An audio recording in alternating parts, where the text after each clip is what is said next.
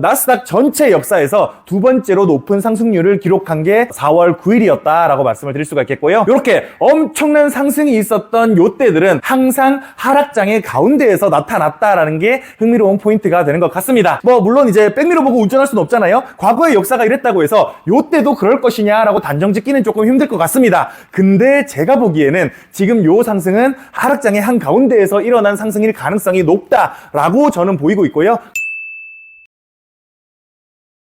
첫 번째, 미국 금융시장의 파멸적 하락과 상승부터 말씀을 드릴 건데요. 요거는 이제 아마 모르시는 분이 없으실 것 같습니다. 관세표인데요. 참 재밌는 포인트가 백악관에서 공개한 숫자 자체가 요거라는 거죠. 관세율 자체가 엡실론이랑 파이는 상수라서 신경 안 써도 되는 거고, 미국의 수입이에요. 미국의 전체 수입분의 무역 적자, 수출 빼기 수입이니까 무역 적자를 해가지고 관세율을 책정하겠답니다. 중국이 미국에 팔고 있는 게 3천억 달러를 조금 넘는데 미국이 중국에 파는 게 1,000억 달러 조금 넘다 보니까, 그러면 중국으로부터 수입하는 거는 3천억 달러인데 무역 적자는 한 2천억 정도 나고 있으니까 그러면 우리가 맡고 있는 관세가 67%다 라고 보는 거죠. 그러니까 좀 얼탱이가 없는 비교긴 한데, 그러니까 이거 자체가 관세 장벽이랑 비관세 장벽을 포함해가지고 전체 관세가 어떤지를 보여주겠다라는 표인 거고, 근데 그 표를 너무 단순하게 계산한 나머지 수입액 분의 무역 적자만 가지고 이 관세를 책정하고서, 그리고 이제 트럼프가 우리 미국은 관대하기 때문에 당신들의 매기는 관세의 반만 관세를 매기겠습니다 라고 얘기를 했다는 것도 좀 어이가 없기는 합니다. 그러는 와중에 우리나라도 미국이 수입하는 금액 대비 미국의 무역 적자가 50%에 달하나 봅니다. 그러다 보니까 이제 25%의 관세를 매기겠다라고 이야기를 했던 거죠. 아침에 영상에서도 똑같은 얘기를 했지만 제가 생각하기에도 요거 자체는 정말로 관세를 매기겠다라기보다는 일단은 요 테이블을 두고서 우리 충분히 협박할 권력이 있으니까 너네 협상 테이블에 나와가지고 너네가 딜할 수 있는 거 뭐 있는지 하나씩 제시해봐의 의도에 훨씬 가까웠다라고 판단해 볼 수가 있겠고요. 실제로도 수많은 국가의 이 무역 담당하는 정책 담당자들은 나서서 우리 앞으로 이렇게 합시다 라는 이야기들을 협상을 위해서 제안을 하고 있었습니다. 따지고 보면 미국이 오퍼를 내린 거고 이 다른 국가들이 카운터 오퍼를 냈다라고 말씀을 드릴 수가 있겠는데, 특히나 이제 베트남 같은 경우는 대미 관세를 아예 0%로 하겠습니다. 우리 서로 관세 0%로 합시다 라고 아주 파격적인 제안을 하는 모습도 보여줬었습니다. 이 부분까지만 봤을 때는 이 정도면 트럼프가 원하는 거 충분히 많이 얻었겠는데 라고 생각할 수 있음에도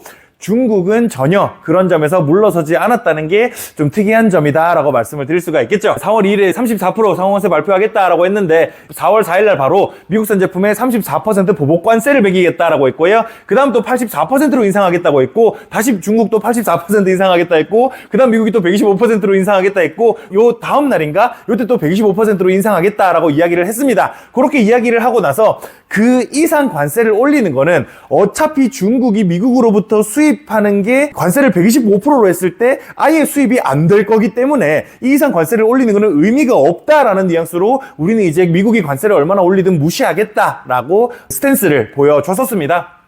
서로가 이렇게 맞불 관세를 매기고 있는 모습을 보면서 혹자는 이 사람들 좀 더 늙으면 서로 관세 7,000% 8,000% 되는 거 아니야? 라는 이야기도 우스갯소리로 나오기도 했었는데요. 이런 일들이 불과 직전 2주 사이에 주주주주 계속해서 일어났었습니다. 그러는 와중에 또 이제 증시가 12% 폭등한 날이었죠. 10일 오전 2시면 우리나라 시간으로 9일에서 10일로 넘어갈 때였나 보네요. 9일에서 10일로 넘어가는 그날에 증시가 12% 폭등하게 된 이슈 자체를 만든 게 트루스 소셜이라는 SNS에 올린 글이었습니다. 그래서 이 글을 번역을 좀 했는데요. 중국이 세계시장에 보여준 경멸에 근거하여 미국이 중국에 부과하는 관세를 125%로 인상하며 이는 즉시 발효됩니다. 언젠가 바라건대 가까운 미래에 중국은 미국과 다른 국가들을 착취하는 시대가 더 이상 지속 가능하거나 용납될 수 없다는 것을 깨닫게 될 것입니다 라고 얘기했고, 우리가 다 회의해본 결과 무역장벽 관세, 환율 조작, 비화폐 관세와 관련하여 논의 중인 쟁점에 대한 해결책을 협상하기 위해 우리 관리들을 소집했으며, 이 국가들이 저의 강력한 공고에 따라 미국의 어떤 방식으로든 보복 조치를 취하지 않았다는 사실에 근거하여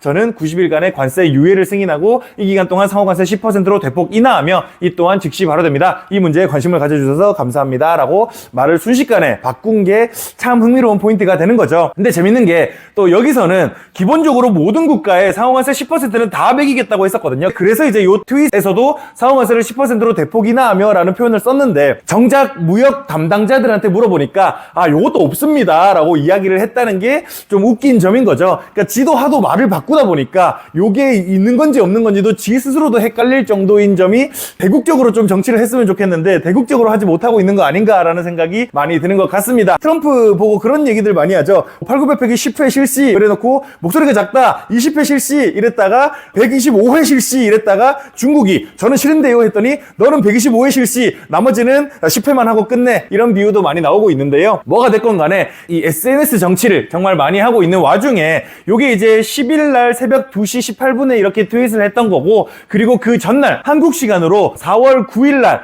트윗하기 4시간 전이죠. 4시간 전에 This is a great time to buy DJT라고 이야기를 했습니다. 사기 좋은 시기다 이거죠. 근데 이 DJT가 뭐냐면요, 트럼프 미디어 테크놀로지의 티커입니다. 트럼프가 만든 이 SNS 회사의 티커가 DJT인데, 뭐 혹자께서는 DJT가 트럼프 미디어 테크놀로지를 얘기하는 게 아니라 다우존스를 얘기하는 겁니다 라고도 말씀을 많이 하시기는 하는데, 뭐 알 수는 없는 거죠. 근데 뭐가 됐건 간에 트럼프는 지금 지구 대장이 뭐 저번에 비트코인 가지고도 난리를 치더니 이제는 주식 가지고 이런 난리를 치고 있습니다. 이런 난리를 치고 나니까 주식 시장이 파멸적 상승을 해가지고 12%가 나스닥 지수가 하루아침에 올라가는 일이 발생을 했었죠. 그리고 요게 이제 그 전에 상호관세를 발표했을 때 6% 빠지고 6% 빠진 요 이슈였었습니다. 근데 이제 요 12%나 상승을 한 이슈가 역사적으로 정말 잘 없는 일이죠. 우리도 뭐 투자 시장에 꽤 오래 있었지만 12% 오른 일을 얼마나 봤겠습니까? 사실상 08년 이후에 투자를 시작한 사람은 한 번도 본 적이 없는 상승이었습니다. 실제로도 역사적으로 봤을 때도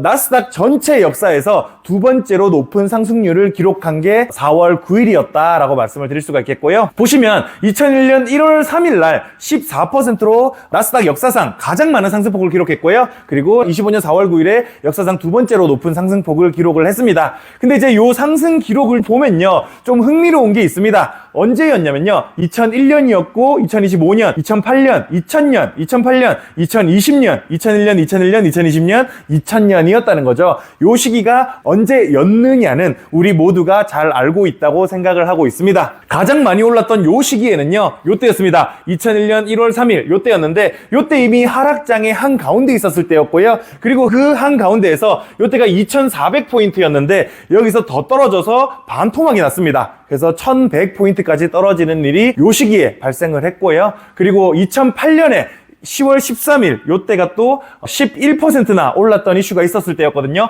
요때도 한참 하락장의 가운데 있을 때였고, 요 가운데서 엄청나게 올라간 뒤에 더 떨어져가지고 가장 저점은 1250포인트쯤 까지 떨어지게 됐었습니다. 그래서 요때 당시가 이제 1700포인트였던 걸 감안하면 1200포인트대까지 떨어졌다는 거는 거의 한 30% 정도는 더 떨어졌다라고 볼 수가 있는 거죠.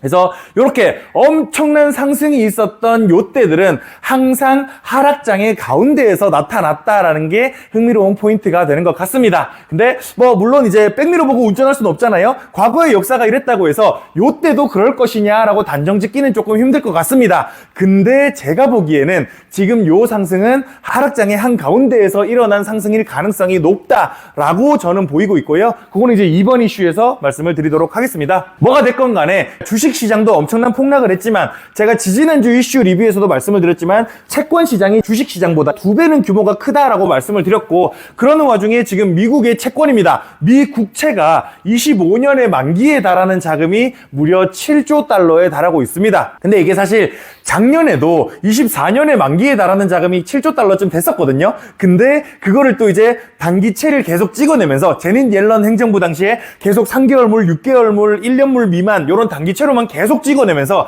만기를 고작 1년 미뤄온 겁니다. 그러다 보니까 원래 24년에 7조 달러에 달했던 채권 만기가 25년으로 넘어오게 됐을 뿐인 거죠. 그래서 요 7조 달러에 달하는 어마어마한 채권의 만기를 지금 직면하고 있고, 근데 지금 금리가 얼마나 높습니까? 금리가 지금 지금 거의 4.5%에 달하는 상황이다 보니까 트럼프 입장에서는 금리를 하루라도 빨리 낮추고 싶은 소망이 있습니다. 그런 관점에서 많은 사람들이 이런 얘기들도 하고 있죠. 파월이 금리를 내리기를 바라는데 파월은 우린 데이터를 보고 판단을 하기 때문에 금리 내릴 수 없습니다 라고 얘기했고, 그래? 그럼 데이터를 망가뜨려 줄게 라고 하면서 일부러 관세를 매겨가지고 물가를 떨어뜨리고 데이터를 망가뜨리겠다, 침체를 일부러 유발하겠다 라고 하는 이야기도 돌고 있을 정도로, 그 정도로 미국의 부채 부담은 어마어마한 상황에 있습니다. 그런 상황 속에서 이 채권 금리라도 낮으면 그나마 다행일 텐데, 문제는 뭐냐? 2016년부터 거의 10년 가까이 되는 차트를 쭉 보면 10년물 국채 금리가 역사적 평균보다 꽤나 높은 수준까지 올라와 있다는 거죠. 그런 관점에서 봤을 때 만약에 지금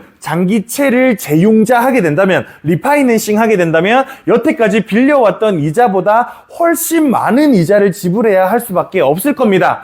그렇기 때문에 작년, 재작년에도 옐런 재무장관이 굳이 단기채로만 리파이낸싱을 했던 것도 거기서 기인한다고 말씀을 드릴 수가 있겠고요. 그러니까 금리가 높기는 높지만 그래도 빨리 갚고 그때 장기채로 바꿔서 재융자를 하면 그때 이자가 낮아졌으면 다행일 테니까, 이렇게 금리가 높아진 상황이다 보니까 재융자를 하기 위해서 금리를 어떻게든 낮춰야 된다라는 이야기가 나올 수밖에 없는 거죠. 그런 상황 속에서 미국이 지금 세입이 5조 달러고 세출이 7조 달러입니다.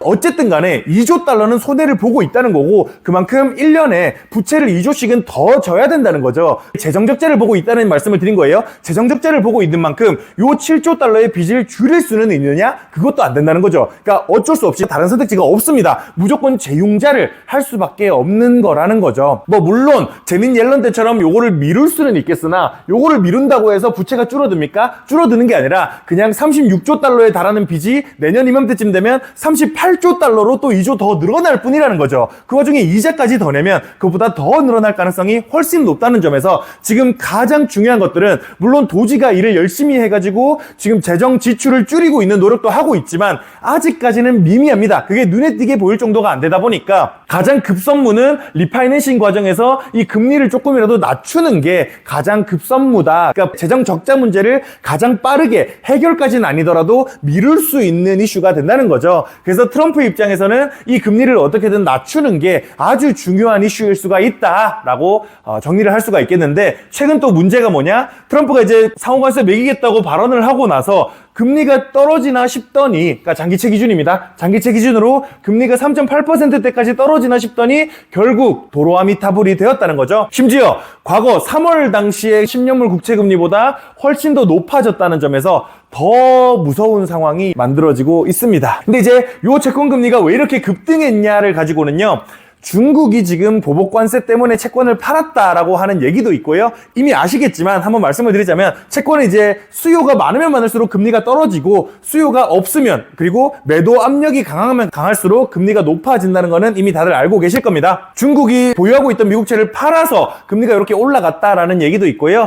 또 한 가지 얘기는 일본계 헤지펀드가 무려 60배 레버리지로 장기채를 투자하다가 이게 마진콜 나와가지고 한 번에 다 팔렸기 때문에 이렇게 올라왔다라고 하는 이야기도 있습니다. 뭐가 맞는지는 알 수 없지만 어쨌든 간에 일본 아니면 중국이라는 거죠. 근데 누군지 정확히는 모른다라고 이야기를 하고 있는데, 이 채권금리 급등의 원인이 거기에 있다라고 이야기를 하고 있습니다. 그래서 주식시장이 떨어지는 거는 상관없다라고 이야기를 하더니 채권이 급등을 하니까 바로 트럼프가 한 발 물러서는 것 같은 뉘앙스를 보여주면서 약간 시장이 진정되는 것 같아 보이는 모습을 보여줬고요. 그러는 와중에 또 여기서 문제가 되는 게 뭐냐면, 보통 채권금리가 급등을 하면 달러 가치도 함께 올라가는 게 일반적입니다. 당연하겠죠. 금리가 높아진 만큼 금리가 괜찮네, 채권 좀 사야겠다라는 수요도 있을 테니까요. 그래서 그 채권을 사야겠다라는 수요가 있으면 달러로 자금이 모이게 되고 그만큼 그 화폐의 가치가 상승하는 게 일반적입니다. 금리가 올라가면요. 근데 항상 문제가 되는 게, 금리가 올라감에도 불구하고 화폐 가치가 하락하는 이슈가 가끔 생겨요. 그 이슈들은 대체로 위기로 이어져 왔다라는 점에서 봤을 때 지금의 금리 금리 상승과 달러 인덱스의 하락은 약간 조심해야겠다 정도로 비춰질 수 있는 요소가 되는 것 같습니다. 그래서 이 달러 인덱스도 2022년쯤인가에 100 밑으로 떨어졌었는데 지금 다시금 2년 정도 만에 100 밑으로 떨어져 가지고 거래가 되고 있습니다. 그런 와중에도 요즘 챗GPT 만화가 진짜 많이 도는 것 같아요. 금리 내리기 전까지 경제 망해도 관세 올릴 거야 라고 하고 협박해도 금리 안 드릴 거야, 관세부터 내려, 뭐 이런 얘기를 하면서 서로가 조졌네 어떡하지 라는 걱정을 하고 있는 짤도 도는데, 뭐 속내를 알 수는 없지만 그래도 대충 생각해보면 트럼프는 역시나 본인이 뭔가 원하는 거를 안에 숨겨놓고 니네가 알아서 내가 원하는 게 뭔지 찾아와, 이런 느낌으로 얘기를 많이 하고 있는 것 같습니다. 그러는 와중에 또 이제 11일이죠 11일 날 발표를 한 게 또 있는데 뭐냐면, 근데 이게 사실 4월 2일 날 발효가 이미 됐던 겁니다. 요거에 대해서 이제 명확히 요 품목을 정하진 않았었는데 요걸 이제 굳이 11일 날 우리가 상호관세의 면세 품목에 대해서 언급 드리겠습니다 라고 하면서 Customs and Border Protection에서 발표를 했습니다. 여기 발표한 것들이 뭐냐, 다 반도체 관련된 것들이나 스마트폰, 전자기기, 컴퓨터 관련된 것들이 포함되어 있다라는 거를 확인하실 수가 있겠습니다. 이 부분에 대해서는 알고 계시면 좋을 것 같고요. 요거 이제 다음 이슈 얘기할 때도 또 나올 겁니다. 정리를 드리자면요, 트럼프 행정부는 상대국과의 무역 적자 나누기 수입액을 관세율의 근거로 삼으면서 상호관세를 부과할 것이라고 예고를 했습니다. 각 상대국들이 눈치 싸움을 하는 동안 중국은 맞불 관세를 매겼고 미국은 또 보복하고 거기에 중국은 다시 재보복을 하는 모습도 보여줬고요. 결국 보복하지 않은 국가들에 대해서는 상호관세를 90일간 유예하는 조치를 취했고, 밈이라고 하긴 좀 그런데 옛날 사람들이 좀 많이 하는 건데, 김재규가 박정희한테 각하 정치를 좀 대국적으로 하십시오라고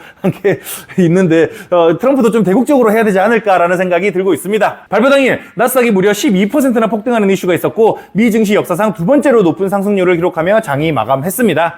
순위에 있는 다른 폭등 일자들은 모두 2000년과 2008년이었고 요 시기는 닷컴 버블과 서프라임 모기지 사태의 한참 가운데였다는 것을 생각해 봤을 때 과연 좋은 게 맞을까라는 생각도 들기도 하는 것 같고요. 한편 2025년 미국의 채권 만기 금액은 7조 달러에 달하고 미국은 재정 적자로 선택지가 재융자하는 방법밖에 없습니다. 재융자를 하더라도 매년 2조 달러는 부채를 더 찍어내야 돼요. 그러나 금융시장 위기 조짐으로 트럼프가 항복하자 채권금리는 관세 협박 이전보다 상승하는 모습을 보여줬습니다. 일반적으로 금리가 상승하면 화폐 가치도 상승하기 마련인데 달러 인덱스는 급락했다는 점에서 불안감이 고조된다라는 생각이 저는 들고 있습니다. 그런 와중에 불확실성이 확대된다라고 하잖아요. 빅스 지수도 공포지수 얘기하지만 불확실성 지수라고도 얘기를 많이 하잖아요. 그 불확실성이 확대되면 레버리지에 대한 증거금률이 높아질 수밖에 없습니다. 그래서 또 사실 레버리지에 대한 증거금률이 높아지다 보니까 돈을 빌려서 투자를 하는 기업들이며 기관이며 이럴 수 있겠죠. 그 집단들이 증거금을 높이는 방향성을 찾다 보니까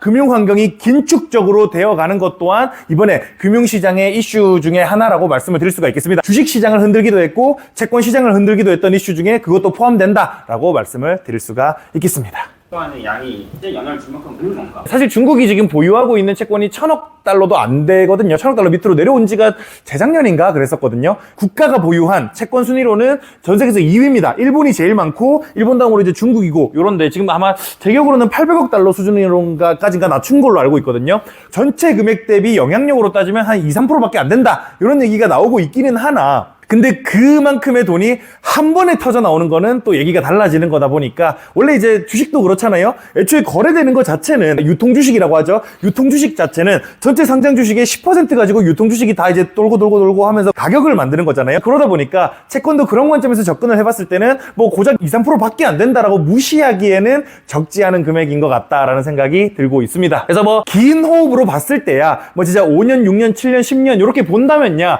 지금 장기채 사기 아주 나쁘지 않은 타이밍입니다 라고 얘기할 수 있겠지만 저는 1, 2년 안에 수업을 보고 싶은데요 라고 한다면 조금 불안한 선택이 아닐까라는 생각이 조금 들고 있습니다. 또 궁금하신 거 있으실까요?